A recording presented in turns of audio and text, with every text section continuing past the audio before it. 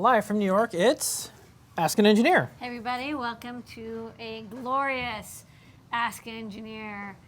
We're broadcasting live from downtown Manhattan at the Adafruit factory, where all sorts of exciting factory stuff is going on. That's right. And I'm still me, Lady Ada, and with me is Mr. Lady Ada on camera control. Hello. And also just keeping me entertained. Yes. All good. We got an exciting show tonight, all sorts of cool stuff. That's right. Codes, bitcoins, I don't know, free goodies, giveaways. Tell me what's on tonight's show. On tonight's show, the code is good vibes. 10% off everything in the Adafruit store up until 11:59 p.m. Eastern Standard Time, except for Eagle Cat and gift certificates, because those aren't physical things. They're just things in our imaginations. We'll talk about the show and tell. Excellent show and tell. Perhaps one of the coolest projects I've ever seen. We will talk about that. Lady Ada will explain more. Pack at the mailbag will stop by. We'll talk about some open source hardware. We will have some news in the world of Arduino. Adafruit learning system. We'll do some time traveling. Wearable electronics. 3D printing. New products. We'll answer your questions. We'll have a trivia question. All that and more on, you guessed it, Ask an Engineer. Hey. That's right. Okay. Okay, so first up, a programming note. We are not here next week. There is no Wearable Electronics with Becky Stern. There is no show and tell. There is no Ask an Engineer. This is a rare thing because we usually do it every single week forever. But we are going to be at Apex, and Apex is a manufacturing show, basically. Where do we have any photos from last Apex? I don't know. I think we Google. No, Google. Google and see our site, and we're going to be there, and we will come back and tell you all the things that we saw. And we'll probably be purchasing some more equipment for Adafruit because we would like to make more great designs that come out of her head that goes onto your breadboard. That's where it comes from. Yeah. They come out of your head. That's where they come from. I have a lot of projects. We thought that when we bought the picking place we have now, it would be set for 5 years. We'd be like, oh, we want to get another one for 5 years. 1 year, lost us only 1 year before we're already, we need more production so we can get more stuff in stock. Yeah. So we're gonna just like we did before, we're gonna post up what we're thinking of getting. We're gonna listen to all the people out there, and stay tuned to the Adafruit site. There's no other coverage about manufacturing that I know of that's like ours. So that's what's coming up. So we're off next week. Okay. That's why. Okay. Just a reminder. Good Fabulous vibes. Las Vegas. 10% off everything in the Adafruit store except for Eagle Cat and gift certificates. Get on it. We're taking Bitcoins, and it doesn't matter who made Bitcoin. No. And it doesn't matter to Newsweek who made Bitcoin. It doesn't matter to the person who made Bitcoin about Bitcoin. What matters is we're taking Bitcoin. You can't prove that it wasn't my cat. That's correct. Can't prove it? That's right. So we're still taking Bitcoin. In addition to that, we have our specials that we're still doing. You get a Perma Proto. Yeah. And free UPS ground shipping. Perma Proto, $99 more. Free UPS ground, $200. Free goodies. Yeah. Free UPS. Get on that. Okay, first up, Lady Ada, we had the show and tell. What was on the show and tell this week? Show and tell was fun, and we had a lot of cool original projects. Tony DeCola, who's now shown, I think he's got a streak of like 10 show and tells in a row or something. He came by and he used one of our color sensors to make a physical version of the software f.lux, which is software that you usually install on your computer, and it adjusts the color of your screen to match, like, what it thinks is, what it thinks is the color temperature of the light around you. So, like, during the day, in the middle of the day, it's like a bluish white, and then as the day continues, it gets yellower and yellower. So, like, sometimes at night, like, you'll use your computer, it's like, at 11 o'clock at night, it's like an orange color. Like, the gamma of the screen is orange. f.lux or flux is a tool that people are very familiar with. So he made a version that uses a color sensor. It actually measures the light in your room and matches the color temperature of the light in your room to the screen. So if your room is, if you're having like incandescent lighting, it'll actually match the color of the screen, which is kind of interesting. Might be interesting for people who want to do like color correction or color temperature adjustment. I don't know. I don't actually know. I mean, it's a little different than Flux because it doesn't automatically adjust with time. You have to set the color of the lights in your room. But it's still an interesting use of a color sensor, and the color sensor that we have in the shop actually is designed for color temperature analysis. Like it's one of the recommended uses. So there you go. Roberto came back with more news about his BeagleBone Black radio. He spent 7 hours struggling with angstrom, and then he installed Ubuntu, and then it worked. So if you have a BeagleBone Black, please try out the latest Ubuntu image, because we would prefer if they shipped it with Ubuntu, and they won't do that until we get a bunch of testers. So I don't know, go test it. He'll be back in 2 weeks to show us his BeagleBone Black internet/terrestrial radio. So it has an SDR, RTL SDR radio dongle for FM and AM radio. It's like through the air, and then internet radio sort of through Ethernet or Wi-Fi. So you get both local and international radio. That's pretty cool. Casey the cat showed up. Casey's owner Casey the cat, I guess, mind controlled his owner into making a Google Glass controlled laser. Casey the cat's owner. Yeah.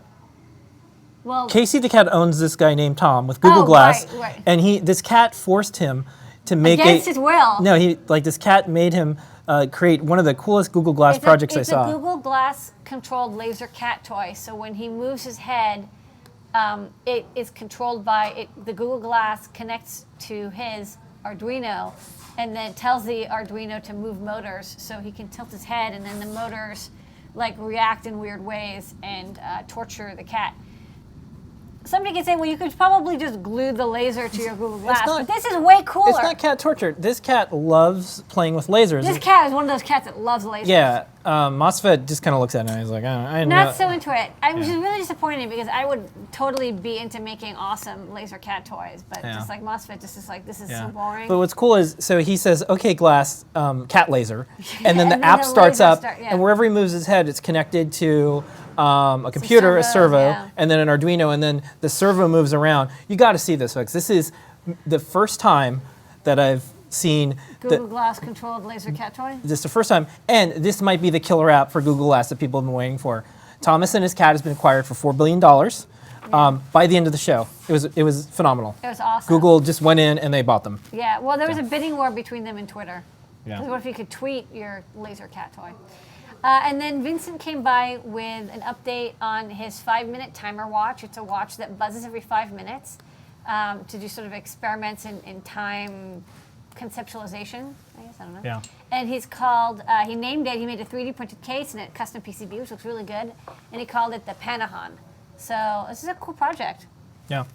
It was a fantastic evening. So everyone who's working on projects are probably like, oh man, Wednesday rolled around again. I can't believe this. I didn't have enough time to get on the show and tell the show my project. Well, you have an extra week. So don't forget, not next week, but the week after, 7:30 p.m., show and tell. That's Lady right. Ada, how do people get on the show and tell? Getting on the show and tell is easy, and you have 2 weeks now to get on the list. To get added to the circle, go to our Google Plus page at plus.google.com/+Adafruit and look for the show and tell circle post where I say comment here to get added to the show and tell circle. If you get comment there and say, hey, I have a project to show, we will add you and you will join the hundreds of other creative, attractive, and intelligent people who have shown off their own projects. All participants on the show and tell get SC and tell sticker. If you're on the show and tell, email support@adafruit.com, get your SC and show and tell sticker. You can get as many stickers as you want. Yeah, people have collected them all. They're talented, beautiful, intelligent, and be stickered. Yeah. So, okay. And for folks who want to see it right after this show, just go on YouTube. It's automatically recorded, posted. It's rad. Okay, let's do some news, Lady Ada. First up, one of my favorite shirts is one of the shirts from Evil Mad Scientist Laboratories. And they made a shirt that says STEAM, Science, Technology, Engineering, Art, and Mathematics. But then someone came along and said, I'm going to up it even more. Now it's STREAM, Science, Technology, Robotics, Engineering, Art, and Mathematics. Okay. And then someone said they're going to do STREAMED with an ED at the end. I don't know what the other E and the D is. But anyways, I think that this is an excellent... Electronics? It could be electronics. Diodes? Diodes, yeah. So I thought that would... Okay. I thought that was pretty interesting, that there's kind of a... There's a little acronym more here. Yeah, it's kind of nice. Okay, next up. I have a Maker Business Talk. Oh, but you're gonna rant now. I'm not gonna rant. I'm just gonna tell you how it is. Get your rant pants All right. on. So, folks, Folks, listen. Yeah, so, what's up? so Adafruit's responsible for making sure at least 20,000 packages get to their destinations. 20,000. 20,000 a month now and increasing. And so we do a lot of analysis and data crunching on what's going on with UPS, FedEx for different things, DHL, Yes. and United Postal Service. And one of the things that we found, and this is confirmed with Lane from Osh Park, Yeah. that there is a decrease in the speed and accuracy with the Postal Service. And part of it is because of the weather, probably. Part of it is because of the budget challenges they have. But I have a post on the Adafruit site. It's in the Maker Business section. And one of the things we're noticing is the following. And I wanted to explain this because sometimes when we have customers, most of them understand that the Postal Service doesn't always scan in a package, but sometimes customers are they're on a deadline and they'll take out their frustrations on us. And I needed to explain a few times how things unfortunately work with the Postal Service once in a while. So this person ordered something on March 8th. You could see that on the screen. And when we ship it, it says electronic info received. And that actually means it's left Adafruit. When we ship it, it goes out the door. Every single day, we have someone from the Postal Service, Monday through Friday, coming in here. They have a cool hat. Yeah. It says Postal Service. And they remove hundreds of bins of postal. It's all pre-sorted. It's already taken care of. And then what's supposed to happen, because the post office is just a couple blocks away, we're next to one of the biggest hubs, it gets scanned in and then it moves on its destination and throughout the postal system. However, this is the problem. The Postal Service is not scanning in all of the packages. So as you see in this one, we shipped it on March 8th. And the customer emailed on March 9th, hey, you guys, I got a notification you shipped it. You didn't ship it. It wasn't scanned in at the Postal Service. I said, no, we did. 10th, 11th, 12th, 13th, all the way to the 13th when the customer said there's no way you shipped my package because it would have showed up at one of the post offices by now scanned in. And luckily for us, at the last second, he said, oh, wait a second. It's magically appeared in Michigan in the post office that it was supposed to. It's not like magical. It probably got there in a truck. No, it wasn't magic at all. Okay. And so what's happening right now is the Postal Service is either too busy or their systems are breaking down or lots of different things where you're not going to be able to see the status of your package in real time like UPS and FedEx. So here's the thing. Technically, the priority mail barcode is not a tracking number. It's a delivery confirmation number, which is unfortunately different than a tracking number. Delivery confirmation means they scan it right before they put it in your post box. That's actually the only thing that they say they'll do. But they keep saying tracking. But for priority mail 2-day, it comes it says with, tracking, but it's not. This is one of the few Very times misleading. I'm gonna have to say, Lady Ada, I disagree with you a little bit because on their site they advertise it in the only way that people can understand, which is USPS tracking, I know, and they put a trademark on it. I'm saying they're very misleading. Yeah, they're very misleading. So the problem for us as you disagree with me, it's fine. Well, they don't describe it in any way that sounds like what you're saying. They only describe it in one way. I know, this is the problem. Yeah. They make it sound like you're going to get like with UPS or FedEx where you're going to scan every day. Yeah, and so we have great customer service. We talk to people. Most customers are reasonable, but I wanted to write up this article. And so we keep track of the slowdown. So on average, I think they're about 3 to 6% slower this year than last year. Now that doesn't sound like a lot, but if you do some math, 20,000 packages. 20,000, yeah. Yeah. And that's like 6 orders a day. Yeah. So Lane from Osh Park, who sends out those purple PCBs, he's like, oh yeah, this is happening to us too. And one of the things that we're moving folks towards is using UPS shipping. That's our carrier. We got fantastic rates because it's trackable, reliable. It is basically real time as you go through things. And one of the things that a lot of people have said is Adafruit never, ever, ever moved towards like that SurePost thing. Yeah, we will never do the SurePost or there's another name for it. Yeah, like but I'll just to cut to the chase. Parcel post. Yeah, so what happens is the Postal Service and FedEx or UPS team up, and it's kind of the worst of both worlds. So what happens is the carrier, like UPS or FedEx, will bring it to the Postal Service, and then it sits there for up to like 4 or 5 days. Yeah. And it may not get tracked there. So now you're adding a bunch of stuff. So a lot of the times people get free shipping. It just means like you're going to wait like 2 or 3 extra weeks. So luckily for us, we have free UPS Ground for orders over a certain amount, and we're going to continue I mean, to. a lot of people are getting a lot of stuff from Adafruit, like valuable things, like our displays and BeagleBones, Raspberry Pis, and starter kits. You know, for this stuff, it's valuable. It's usually not terribly heavy. UPS is actually a really, really good deal, and it's really reliable. And for the vast number of shipments that we've shipped from UPS, we have so few problems. And if they do have a problem, it's always insured. Yeah. We can get you a replacement. We can file a claim. Well, All these things are very easy with UPS, and they're not possible with Postal. We keep track of all of the statistics with UPS, for instance, and 99.9999% of the packages not only get there, they get there on time. Yeah. And that's why we picked a very specific They're carrier. very good. So anyways, when you folks place an order, and if you don't see the Postal Service scanning it in, that's one of the things. So luckily for me, I can send this time-coded link to maybe a customer and explain it. But anyways, we document all the stuff. We do our best. But if you're someone who ships a lot of goods for a living, if you're someone who does Kickstarters, if you're someone like that, just keep in mind that's one of the things that can happen. Yeah. Okay, let's keep moving. Next up, just a few years ago, this was on newsstands. It was Lady Ada. It was Snooki. It was a swimsuit issue. It was Vanity Fair. It was GQ.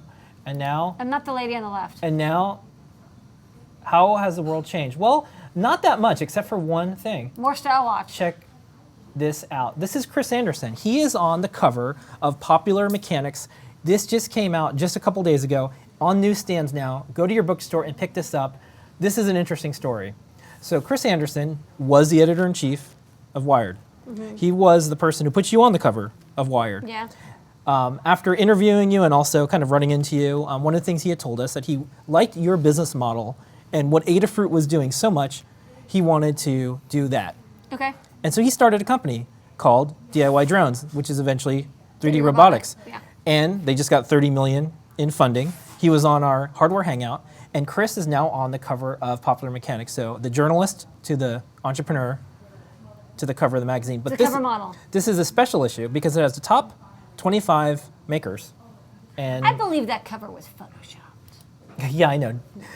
So it's like a drone like this far away from you. But if a drone's this close to you, run away. This section is called Movers and Makers, 25 innovators who are reinventing the American dream. And this is what they say about this section. Okay. The people listed here are changing the world of innovation. The kind that happens in garages, at kitchen tables, and in shared workshops. Popular Mechanics readers have always been passionate about tinkering and invention, but now, as never before, DIYers are being empowered to design, manufacture, and market their creations.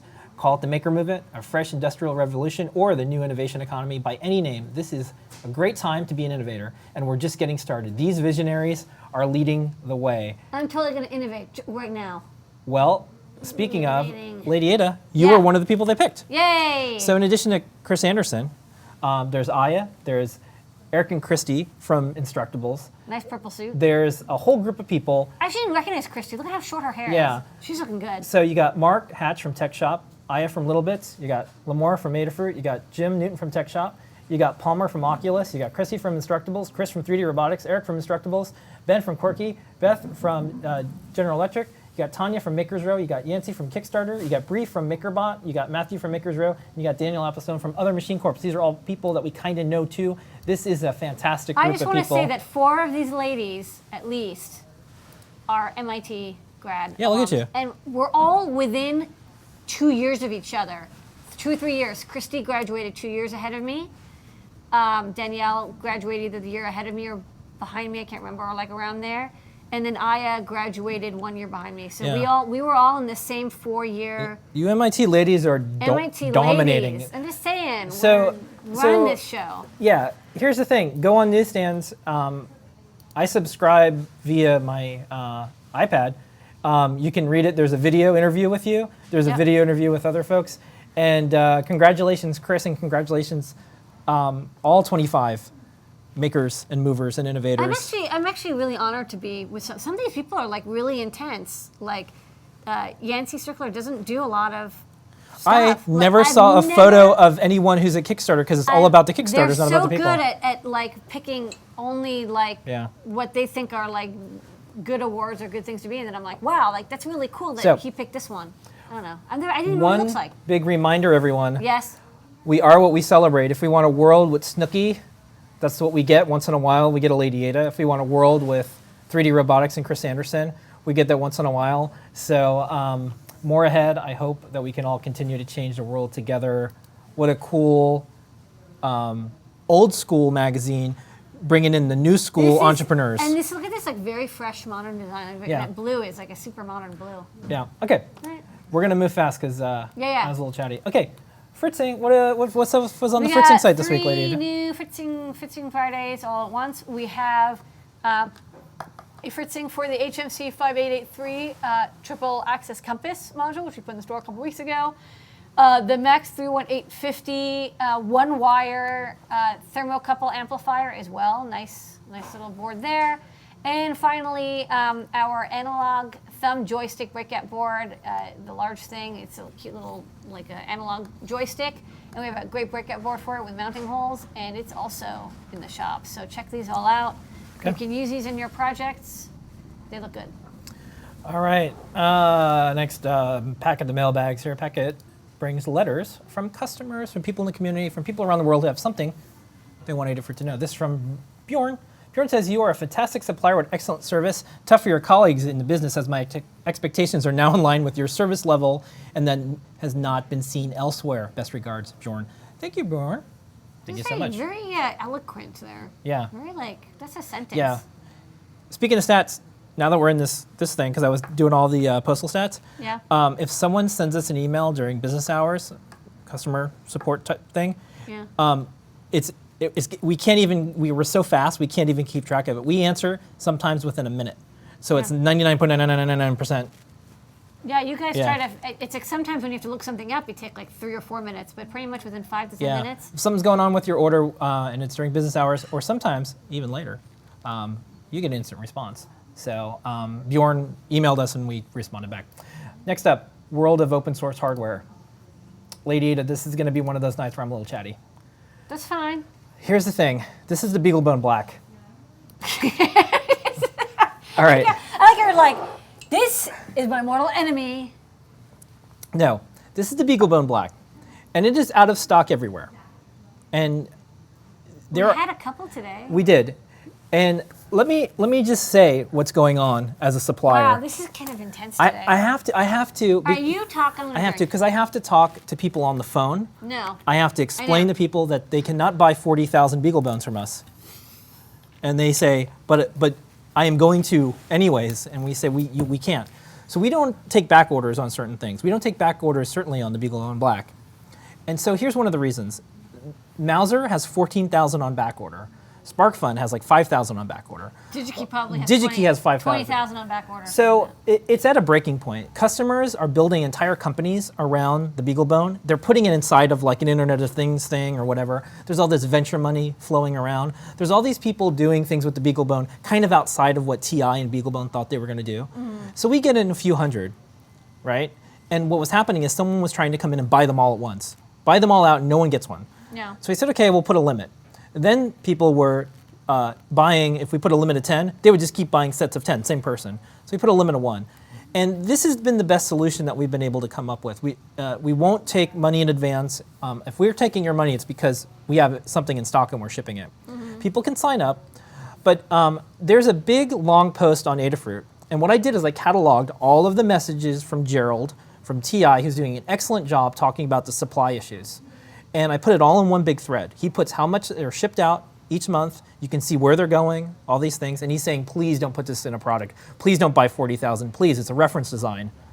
Get an engineer and design stuff. Yeah. And so for the folks out there who are frustrated with this, what we did is kind of the best choice, I think. Individual makers can get BeagleBone Blacks from us. Yep, one at a time. One at a time. People who want 40,000, you know what? We're not going to be that company for you. You should probably talk to TI. You should probably get an engineer. You should probably find someone who can take this reference design and turn it into a design for manufacturing. One of the not problems. I mean, it's an excellent thing for makers, but it's also a little bit too good to be true. Is to design and manufacture a single board computer of this complexity and power costs about as much. Like it costs you the same amount in parts almost as just buy it, tested, ready to go with 4 gigabytes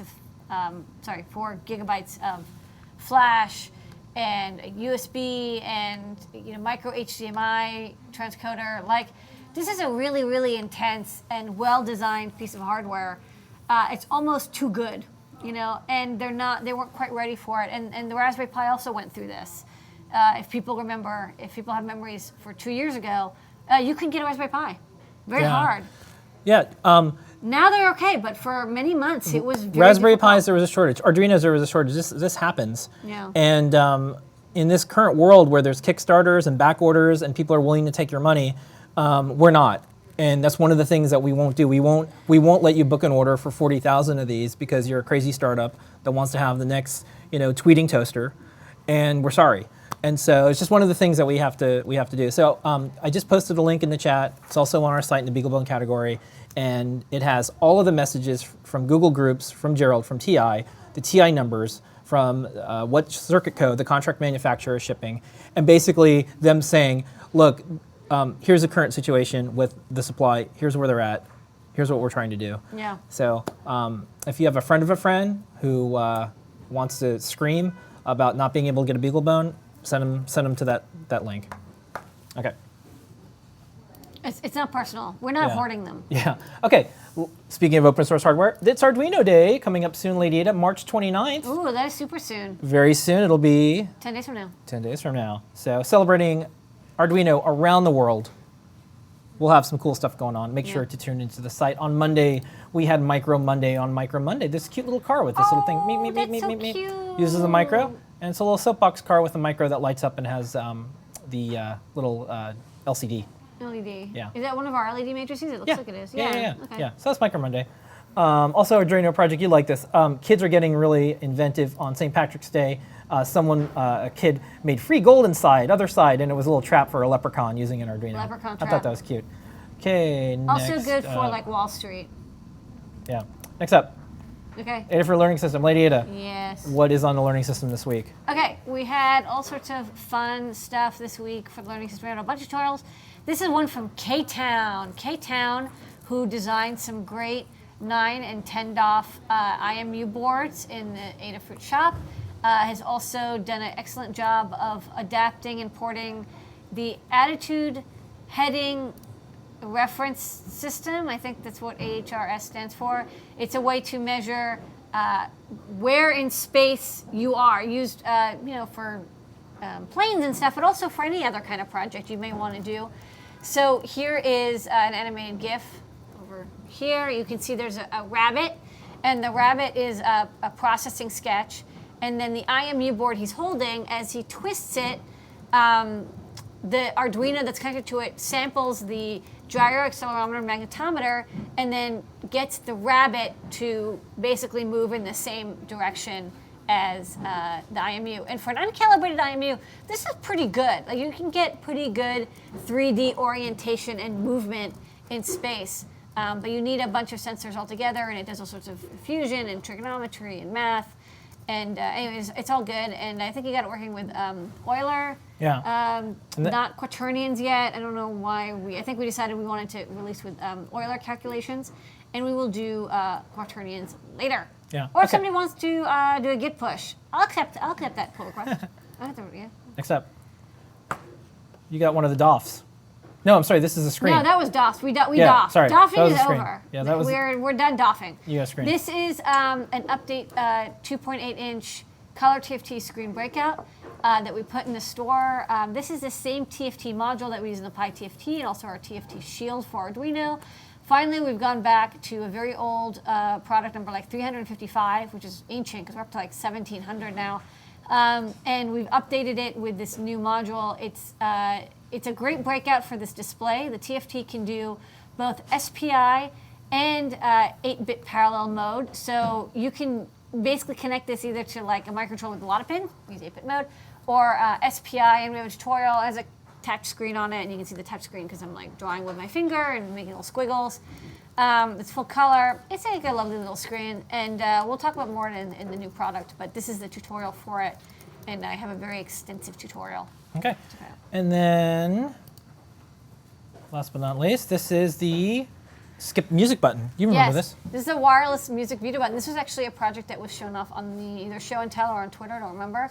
It's a project that basically uses one of our really, really big red buttons that we have, and it also uses a Bluefruit easy key, and no microcontrollers required. Basically, you program the easy key to send a message to the computer to turn Spotify off, or sorry, fast forward on Spotify, and you can even have it connect to iTunes. There's a fast forward multimedia key that is supported, and you basically connect it up directly to the button and power the battery, and you're pretty much ready to go. You can use this, and whenever you slam on the button, it will send a key press, and you can fast forward. So this was used in his office where a lot of people were sharing one Spotify account.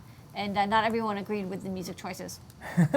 Okay, and next up, I'm just going to do a quickie time travel. So time travel is our section of the site, check it out, where we go back in time and look at the world of makers. 1858, Rudolf Diesel, inventor of the diesel engine, is born. That's cool. I didn't know that there was actually a guy named Diesel. A guy named Diesel. Diesel's a cool name. 1965. Cosmonaut Alexei Leonov, leaving spacecraft Voskhod 2 for 12 minutes, became the first person to walk in space. All right. Also, in 2011, the Wired edition came out on the iPad, and it was you. Moments in maker history. Next up, wearables. Wearables, we have a lot of cool stuff this week on the blog. Cosplay interview. If you're looking for an interview with one of the coolest people, Lauren of Castle Cortsy was interviewed. Corsetry, sorry. was interviewed by Amy. She's our cosplay writer and blogger, and you can see some of the amazing costumes and more that she's been up to. We have other projects on wearables. This is the DIY version of Dazzle makeup, so security cameras can identify who you are. I like this look. This is a cool look. That's right.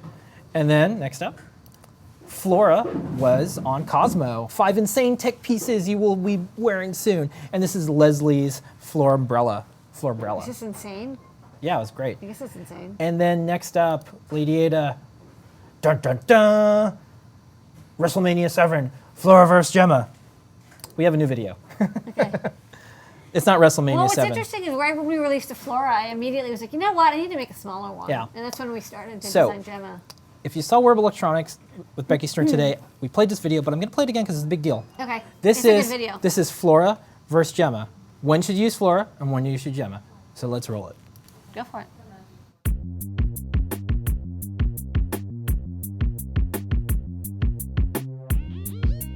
Flora and Gemma are both sewable microcontrollers made right here at the Adafruit factory. But if you're not sure which one is right for your project, this video's for you. Gemma and Flora are alike in many ways. They're both round with big sewable pads for connecting sensors and lots of neopixels with conductive thread. They're both 3-volt regulated devices with a handy JST connector for easily powering your project with a battery. If you're curious, we've got a video about those too. Flora and Gemma both have protection circuitry, so even if you make a mistake like plugging something in backwards, they're both hard to break. You can program both over USB with the special Adafruit version of the Arduino software, which you can download from the Getting Started guide for each Flora and Gemma. Besides being obviously smaller in diameter than Flora, Gemma's memory is also smaller. Gemma's ATtiny 85 chip has 5K of flash available for your program, compared to the Atmega 32U4 chip on Flora with 28K. So for big projects, Flora is the way to go. You can see that Flora has more pads around the outside. These are connected to the input-output pins on the chip. Gemma has 3 I/O pins, and Flora has 8. Some of these pins on Flora are capable of easy connection to sophisticated sensors like the Flora GPS, color sensor, and motion sensor. Gemma's more geared towards simple sensors like pressure-sensitive velostat or this tilt ball switch. Since Gemma doesn't have a serial port, it can't send data back to the computer over USB. I like to debug my code using a Flora board so I can make sure all of the sensor values are in the range I'm looking for. Then comment out the serial commands and load the code onto Gemma for embedding in my project. Flora Flora's got a few extra features, like an onboard on-off switch, a few more power and ground pads, and USB HID support, which means it can act like a keyboard or mouse. Many of our projects will work with a Flora or Gemma, like the sound-sensitive Amplify, Firewalker sneakers, and Pac-Man suspenders. But if you're looking to make a sophisticated wearable electronics project like the GPS jacket, piano glove, or city bike helmet, Flora is for you. Gemma is perfect for lightweight and tiny projects like this bangle bracelet, galaxy makeup, and my birthday tiara. If you still have questions about which board to use for your wearables project, post them up in the comments, and I'll answer them on our weekly live show, Wearable Electronics with me, Becky Stern.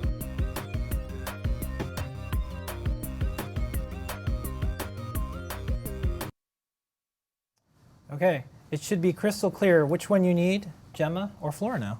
Right. Next up, 3D. Don't eat either of them, though. Yeah. Not for swallowing. Not for swallowing. Next Great up, for projects, 3D. I'm going to play another video. What? Yep. Already? Yeah, Okay. I got to get through these. This is a very handy thing if you do 3D printing. It's a flexible plate, and we have a video of why you might want to use one. Put away your scraper. Removing 3D printed parts from your build plate can be a little f***ing hard sometimes. Ninja Plate is a strong and flexible karate chop and printing surface. It bends without breaking and straightens back out to a flat plate. It's great for printing on PLA and ABS, and it can handle a heated surface up to 70 degrees Celsius. Designed to be attached to your build platform, you can machine the surface to fit a custom build plate.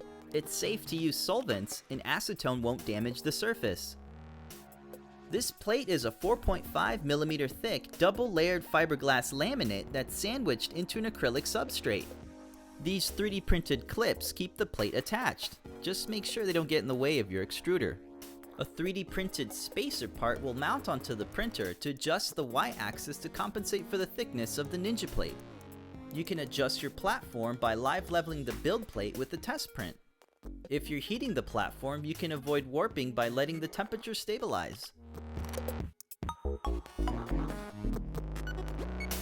The surface texture is similar to blue painter's tape and leaves your prints with a smooth and shiny finish. So stop wasting your time with messy glue, tape, or hairspray and pop your prints with the Ninja Plate. Got some great tips for removing prints from your build plate? Let us know in the comments. Accessory? That was very cool. So if you do 3D printing, very handy. I'm gonna have one. Snappy I action. have one little thing here for Pi Day. Pi Day that we do each week. Lydia, there was something that happened in the world of Pi software and such. Yes. What's this big update? So the big update, the big update, as you can read, is the Pi camera from the Pi Foundation, which connects onto the CSI port on the Raspberry Pi, not a USB web camera, but the actual Pi camera. Both the Pi Noir and Standard can actually do up to 90 frames per second. Only 640 by 480, but 90 frames per second is basically like 3 times as fast as most video, which is usually 30 frames a second. So what you can do is actually get kind of semi-slow-mo. It's not like 500 frames a second slow-mo, but it's still pretty nice, especially if you're doing like physics shots or action shots. So basically, I think you have to install a new kernel. No, I don't remember exactly how you do it, but then you can just use the Raspberry Pi and use the software that makes videos, and you just tell it you want up to 90 frames a second, and you can actually get that for people doing. And some people already took videos of them juggling or like tossing like colored rubber bouncy balls in a room, which made it look like an old Atari demo or something. Yeah. And it looks a little bit jittery, but it's a cool upgrade. I'm interested to see what people do with it. Yeah. Okay. We're going to keep moving before we get on new products. Good Vibes is a code. 10% off everything in the Adafruit store that's in stock. EagleCat and gift certificates don't count. You folks know that. Don't forget we take Bitcoin. Don't forget we have those free deals going. Lady Ada. 10% off. It's that time. New products. New products. New products. New products. Yep. New products. Okay. So here's what we're doing. I'll handle the first two. Magpie. Yes. Latest issues. We got them. Okay. We got them. You want to show them? Yes, we have. I think we have like every issue now. We're getting And close. I was actually surprised. I thought, people can read them online. People actually want physical copies of these magazines. I think we are the only distributors of the magazine in the U.S. That's correct. So if you're in the U.S. or Well, North people like to America, support the Magpie. It's made It's a great on the magazine. Pi, It's for made the on a Pi. Yeah, Isn't that incredible? on the Pi for the And Pi. it looks really good too. Yeah. So open source magazine. You can also download the PDF if you wish, but Yeah. the magazines are quite beautiful with lots of full color photos and ads and Yeah. tutorials and projects. If you like Adafruit stuff, a lot of Adafruit stuff shows up in there, so that's why we like stocking it. Yeah. Okay, next up, speaking of Pi stuff, we've got one of the most sought after accessories recently. Yeah. So this is the new audio card. And this is kind of an interesting audio. Wolfson. From Wolfson, yeah. So this is an interesting card, and the codec on it. So it uses an I2S codec. You can kind of see this little wavy chip in the middle there. And it's I2S, not I2C. I2C is what usually sensors and other small devices use. I2S is an audio protocol, which is streaming 24-bit audio. So this is, it's kind of like an audio super fun board. There's a lot of Pi add-ons. I don't always carry them. I usually try them out, and not all of them sort of pass muster. This one I actually thought was a fairly well-designed one and useful. It's really handy if you want to do SPDIF, if you want to drive speakers directly. It has a speaker driver. I believe it can do 4 ohm, 2 watts, so our speakers in the store work very well with this. Line in and headset and line out.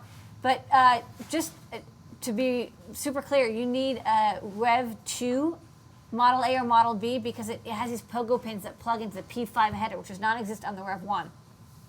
There's also an onboard MEMS microphone. You can sort of see it in the corner there. All the way in the corner it says D-Mic, and there's a little like silver thing. So it's a MEMS microphone. If you just want to play like music, like you're making a radio or like AirPlay server or whatever, and you just want to play music, and you actually don't need this. This is a pretty intense audiophile quality sound card. We have a USB sound card in the store that's like $5. That might be good for you. You can get this one. This one will totally do the job. Just like be aware of some people who are like, oh, like I don't necessarily want to spend another $35 on a sound card. You can get away with a $5 sound card. But if you are hardcore, you want to drive speakers directly, you want to do SPDIF, you want to do like all sorts of crazy. I'm gonna play my vinyl stuff. record through this thing. Yeah, if you want to connect your vinyl records in your tube amplifier and like get a tubby low end. I've got wooden knobs because I want to make sure. Yeah. knobs. This is Okay. this is your thing. Okay. Actually, this is a very good quality sound card, but it's kind of intense. So there's something for everybody. This is advanced. We also have less advanced. Okay. Next up, Chat up. what are these? Oh, this is a little breakout board for the 5050 LEDs. We have a couple of 5050 LEDs in the store. We have them both RGB style and yellow, white style, like a cool white and warm white or something, 5050 LEDs. 5050 LEDs are these sort of large, ultra bright LEDs. There's usually 3 LED elements inside of them. You can see I'm holding one up with tweezers. And this little breakout just lets you plug it into a breadboard. And you get 10 of these little breakout boards in a kit. If you're experimenting with NeoPixel's WS2812, either B or S type, this is a really handy little board to do it with. You solder it on yourself, super easy. I'm always messing around with 5050 LEDs now, so I actually made these for me. And I was like, hey, maybe other people want them too. So Okay. comes in back. Get 10. Next up, look at this. You got your own little mini USB breakout. I also have a mini USB breakout. Maybe. I'm also using this all the time for prototyping, and I was like, this would be pretty handy for other people as well. It is a very compact mini B jack that we have it soldered onto a PCB. It comes with a little piece of header. We assemble and test it here, and it breaks out all 5 pins: ground, ID pin, data plus, data minus, differential, and 5 volts.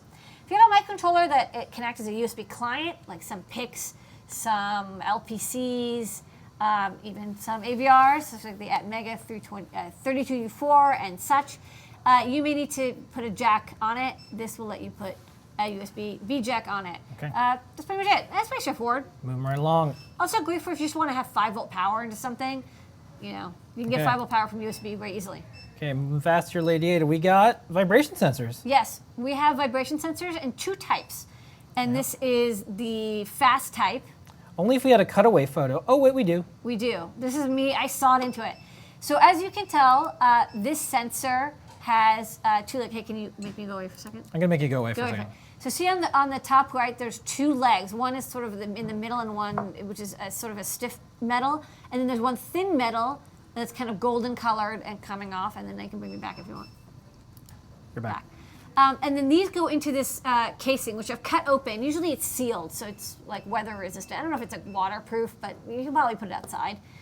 And inside, what happens is that the inner pin is a straight metal pin, and on the outer pin, it's actually a thin piece of wire, and it's coiled into a spring that is perfectly centered over that middle pin. And so you can imagine what happens if you hit this vibration sensor. The spring metal will touch the middle pin, and you can detect that as motion. So this is very similar to tilt ball sensor. In fact, Maybe like a microphone too, sort of maybe. No? Kind of, yeah. I mean, usually microphones have a piezo element, which is a mechanical electro component. This is actually purely mechanical. All physical. This is only on-off. Wow. So when you vibrate or you move it, it'll hit. So this is different than a tilt sensor, because a tilt sensor is better detecting orientation. Now, if you smack a tilt sensor, chances are it'll move enough so that the tilt sensor, the ball will bounce and it will make contact. But this is actually a true vibration sensor. This is used in a lot of low-cost sensing. I mean, these are cheap. They're only $1. So if you're just trying to detect motion, instead of accelerometer, you may be able to use this. Yeah. And then we also have... Yeah, so we have some other photos of this, but we also have the smaller one, right? We have the smaller one, and this is basically the same, but it uses a stiffer wire. So you can see the wire is much stiffer. This one is very hard to trigger. So, if you want to measure, like, you're on a bike and you want to measure potholes, this would be a better one. This you, one? Because you wouldn't be able to... just basic motion isn't enough. You have to really hit it. So I have this quick demo. Can this measure cats walking around on stuff? Someone wants to know? This one? Yeah, I mean, if this was attached to a cat, it would definitely detect it. I have a demo, and I'll even show how sensitive these are. Okay, let's So go. they vary quite widely. Okay, let's go in to the demo. sensitivity. So first up, I'll connect up the easy one, and I just actually have the mini B breakout here. You can see, Yeah. and then I connect it to power and ground to a LED. That I'm going to use to detect, and then this is the vibration sensor. So I'm just going to connect it as a switch. So just give me 1 second. Between ground and here. And then you look can at that. see whenever I hit Say, it, earthquake. and I don't have to Yeah. hit it very hard. Like, I'm really just Yeah. tapping it. It's quite sensitive. We might get one that later that's sort of in between, but this is very sensitive. But if nothing's happening, or if Yeah. I move it very slowly, you actually have to give it a bit of a tap. Yeah. So that's the fast vibration sensor. That's Okay. the sensitive one. And the nice thing is that unlike a tilt ball sensor, you can be in any orientation. Okay, and then we have the slow, more difficult one to trigger. So let me hook this one up. So this one's actually really hard to trigger. You can't do it. I'm going to try to do it. I got it working before. Yeah, so you have to really Wow, you can do it. flick the heck out of it. Okay, you're strong. But it is quite difficult to trigger, but it might be good because you want to get like maybe Yeah. like 3 or to 5G or something of force. And I see what you did there. You used a little breakout for power for this. Yeah. Oh, you're putting So, these things together. I see. For basic sensing, I think a lot of people want the fast one, but it is quite sensitive if you're in a situation where you want to, like, you want to have a basketball and you want to detect when the basketball hits the ground and you want to put it inside, or like a tennis ball when the tennis ball gets hit. Like, these are some basic sensor, Okay. this would be too sensitive because any motion will set it off. Okay. Lady Ada, we're not done. We still got more. No, but that was more. kind of the toughest demo. All right, so this is a handy. This is a JST SMT part. We actually use this in all our production. We use this on the floor in Gemma. You've seen it. But we also selling it because right now the trinket on the back, you can solder this in to battery power your trinket, which I thought was really handy. Also useful in general when people want to connect our LiPo batteries to something. So this is the surface mount part that we use. That's kind of handy. We just sell it individually. You can also get it from Yeah. DigiKey or Mauser, but some people just want to get it all together in one I order. believe in the chat tonight is Mike, who rates all the amazing trinket tutorials on the Adafruit learning system. Hi, Mike. Ooh. Yeah, I think he's there. So Okay. this one's for you. These are nice photos. So you can see, Yeah. this, and these are genuine JSTs. We use only genuine JST connectors. Yeah. Which means that when you use our batteries, they Yeah. snap in and they snap out and they don't tear. So you don't have to worry about that. It's a Yeah. very nice connection. Yep, genuine. parts are important nowadays, from what I understand. Okay, we got two more big What were you products. We got two big products we got to get through, Lady Ada. Yeah. Can you do this? This is the 2.8-inch TFT I talked about. So this is a breakout for this display. It comes with a micro SD. It's a full color display. You can connect to this with SPI, 4-pin SPI, which is very common for almost any microcontroller. And if you have a microcontroller with a bunch of pins, you can use 8-bit mode, so it does both. And this is a replacement for the discontinued version that we used to have that only did 8-bit mode. Now we have 8-bit or SPI. And also, if you're using SPI, you can also load images. You can show one of those nice cats or something. Well, I just have the ones that we have here. Okay, with can you yeah. show the one with the flower? The one with the flower, yeah. So you can load images off of the SD cards. This is actually a photo that we took of flowers on this way. So it's actually quite a beautiful display. It also has a touchscreen, and I can just quickly demo it Yeah. over here. I just want to do a shout out. You know who's also in the audience tonight?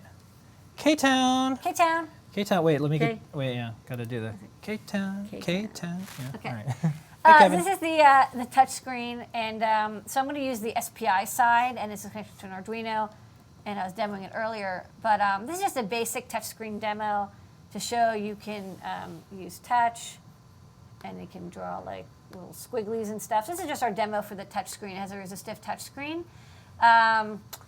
It's a great basic display. It's very bright. We use the same TFT module in the Pi TFT and our TFT Shield. So it's like well tested. It's really great. And we'll also be selling the TFT separately later for people who want it. But this is very good because it breaks out all the pins for you. That you Okay, next up, last but not least, in fact, this is one of my favorite new products that you've come up with. It was requested. We were working on it all along. Here it is, the 60 LED NeoPixel ring. Oh my God.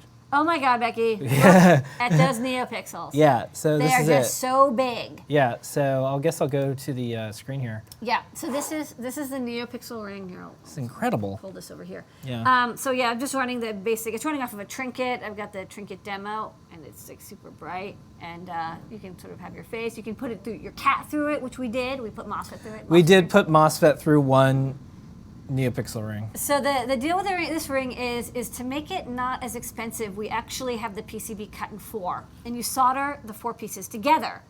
And we do this because actually getting a PCB manufactured this big, like there's all this wasted space on the inside. Not and a good like, idea.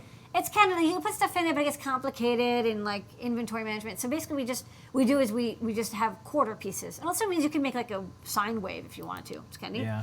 So can you show what? Yeah, one I'm quarter going to piece- show the different pieces. Okay. So this let's is check what the it's all back. together. Yeah, but Yeah. you're probably saying, but what do I get when I order one? When you order one of these items, you get a quarter piece. $10, you get 1 quarter piece, and it has 15 LEDs on it. And then what you do is you get 4 of these, and you solder them in the back. You see it says ground, grounded, in. Yeah. You connect them together, and then you have a full ring. And then one quarter, you don't solder the D into the D out, and then that's where you pipe your data into. Yeah. And then you have a slim ring. 60 LEDs, perfect for a clock, maybe. Yeah. We can't wait till you see what this do with this. We were asked by a lot of people who are doing really cool projects if you only had a 60 one. So we're like, okay, just wait. We're fast. yeah. It's it's real. It's not like a Yeah, green screen. it's or really anything. right. Yeah, sorry. Okay. So that was new products, everybody. Thank you so much. Don't forget, if you would like to purchase these, good vibes, 10% off, Adafruit store, anything that's in stock. Lady Ada, we're going to go jump right to the questions right away, right Yeah. now, because we only have a few minutes. Someone Okay. wants to know, why wouldn't you manufacture them with concentric circles? That's a It's reasonable good question. It's a good question, and I'll tell you why we didn't. First up, not all the rings sell in the same amounts. So, like, some people get, like, we sell the 16s more than the 12s, for example, and, like, they also don't always nest very nicely. And so what happens if you run out of 12s? You have to order more PCBs, then you have too many PCBs in one type. It gets very confusing with the inventory, and also you have to manufacture them all at once. Because, like, once you break apart the PCB, you can't manufacture it again. So if we had them all nested, it could cause difficulties where, well, we're out of one, but we're not out of the other, but we can't make more because then we we have to make a full sheet of all of them. Yeah, it gets a little complicated. So we just made the PCB with all of these sort of in a row, and it's not that wasteful, and I think it's much better Yeah. this way. That way, if we're missing just the 60s, we can make just the 60s. Okay. This is fantastic. I'm going to end up crying. This Wait. is a really beautiful question. This is from a third grader. Okay. I'm writing an important women paper for school on you, Lady Ada. Okay. I have a question for my paper. What were you doing in the third grade that helped you do what you are doing today? That's a good Wow. I can't imagine what a third grade Lady Ada, it'd like be just a little smaller, but. question. I'm basically just like me, but shorter. Yeah, No, what were I'm you? not shorter. What were you doing in third grade that helped you to do what you're doing today? Well, in third grade, I actually, let me try to think what I did. So I would actually take apart the VCR, which is what we had before DVD players. Yeah. And I would often break things, but I like taking apart stuff. And taking apart stuff that is like mass produced is actually the best way to learn about how things are made, like by far. Like I learn more about taking apart stuff than you would ever learn in any class. But I would not suggest taking apart stuff you have at home because your parents will get very upset. So instead, what you can do is you can go to your local thrift store or your Salvation Army, and they'll usually have a bunch of like kind of semi-broken old electronics there. Old computers, old calculators, old VCRs. Somebody has a VCR out there, and they gave it for free to the Salvation Army. Nobody wants it, so you can grab it for like $3 and take it apart, and you can learn all about gear trains and motors and how injection molding makes parts and how sheet metal gets bent and all these interesting manufacturing tricks that people do. You can take apart cameras. Those are also really good. I like taking apart cameras because there's electronics for the flash and also we had film cameras, but even digital cameras would be interesting to take apart. So Yeah. that's kind of what I suggest because you can have a really good time for like $10. And often you can haggle with the people at the Salvation Army too. Were you 'Cause, like, doing any things with computers in third grade at all yet? I was a little bit. I was like running ResEdit on like a Mac 512. You're really like writing software and stuff like that. You're No, probably- I wasn't writing software. Yeah. I was running. It was the basics like of what you could do with computers. I mean, I actually was interested in learning to program, but I didn't know what an integer was, and so I would get stuck. I had Yeah. a book, but it said, okay, this is an integer, and I was like, I have no idea what integer is. I wish somebody had told me. It's a number. Yeah. Okay. Well, we're gonna Words. keep racing through some questions. Lady Ada, what do you think of Apple's Lightning connector? Will there ever be a breakout, or is it impossible because you need an auth chip? You need an auth chip, and we actually even discussed this with Apple. Because we have stuff in the App Store. We actually have an app rep, sort of, kind of.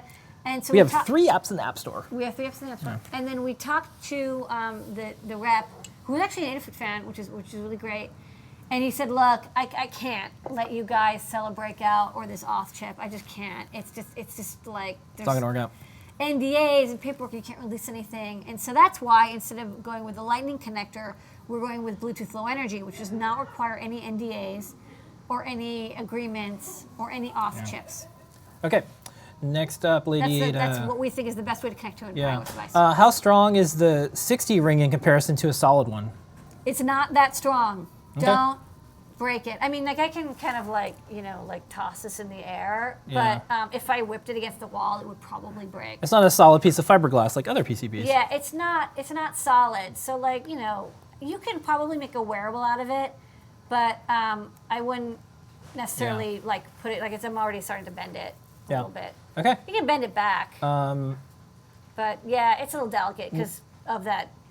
Put it together. Next But up. this is meant for wall hangings. Will we ever stock a pigtail female JST? They even sell this? We do, and see, here's the thing. Instead of just selling that, we have an extension cord that you can cut in half, and it's about the same price. Okay. So just get the extension cord, and you just snip it in half, and then you have one half that's the plug and one half that's a jack, and that's actually the best way to go about it. Tell me if you can't answer this quickly because we don't have that much time. Can you do a quick explanation of debouncing? Debouncing, what it is? Debouncing? Yeah, like debouncing. Actually, we have a really good tutorial. If you look at the ladyada.net Arduino tutorials, I think tutorial number 3 covers debouncing in great detail. So it's much faster. You than I even can explain. remember. Okay. All right. It's that time. It's that time. It's trivia question time, Lady Ada. Okay. We're gonna give away something. What are you gonna give away? Well, I mean, do you want to give away a ring?